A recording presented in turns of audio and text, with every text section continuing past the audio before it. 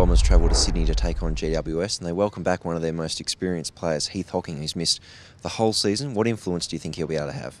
I think I've found it hard to watch Dyson Heppell over the last sort of month with just the pressure he's under. He's still getting some good numbers, but he's probably not having the effect he'd like because he's just under so much pressure from the opposition, where he's trying to win the ball on the inside but also try and win his fair share of ball on the outside. So I think Hocking will be fantastic, like a Joe Watson in a sense for Dyson Heppell through that midfield. I think midfield depth is crucial. I think you need about 8 to 10 players who can go through there, and losing Hocking and a player like Myers, Melsham in recent weeks really does hurt that depth. So it's going to be great to have Heath back, who's a really strong leader on the field as well.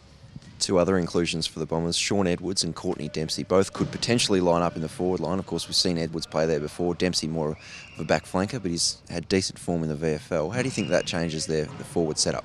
I think for Demps, it's really good to see him back and kick 7 goals. I think it's reinvigorated him. He's been on the half-back flank for many, many years, and I think he's really enjoying that change in role. So he's banged the door down with his VFL form. So I think he's probably exactly what the Essendon's looking for. I thought last week a forward line of Hooker and Danaher and Langford and Laverty, who are still yet to be crumbing players. I think Edwards coming back in and Dempsey, they provide something different the club's desperately looking for. So I think there were some 2 good selections. What about at the other end of the ground? Obviously, Jeremy Cameron's a very talented player, but Jonathan Patton and also McCarthy named in the GWS squad.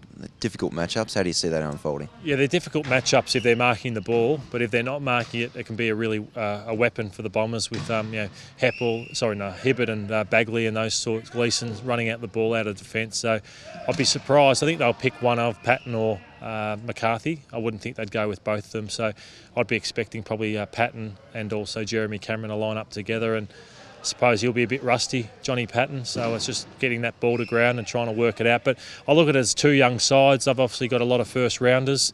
The Bombers have had a lot of later players looking to forge their careers, so I think it's a great challenge, and obviously looking to bounce back after last week's disappointing performance. Essendon has bounced back before. They did that after the St Kilda game, responded well against Melbourne. James Hird says the spirit still remains strong in the group. Have you sensed that this week? Yeah, I suppose I have. I think James has really ramped up his demands on the training tracks. That's something I've noticed from watching from afar here, and also Dyson Heppell, just the way he's driving every session to make sure they train with a purpose. And I think, as I said, 5 weeks is a long time in footy, and so they just can't afford to let their guard down at all. I think every opportunity you get to play AFL footy, you've got to grasp it. And I think that the Giants haven't been as strong in the second half of the season, so I think the game is there. If the Bombers can be spirited and take it up to them early. All right, thanks a lot for your time, Lloyd, and we look forward to reviewing it next week. Yeah, thanks, Simon.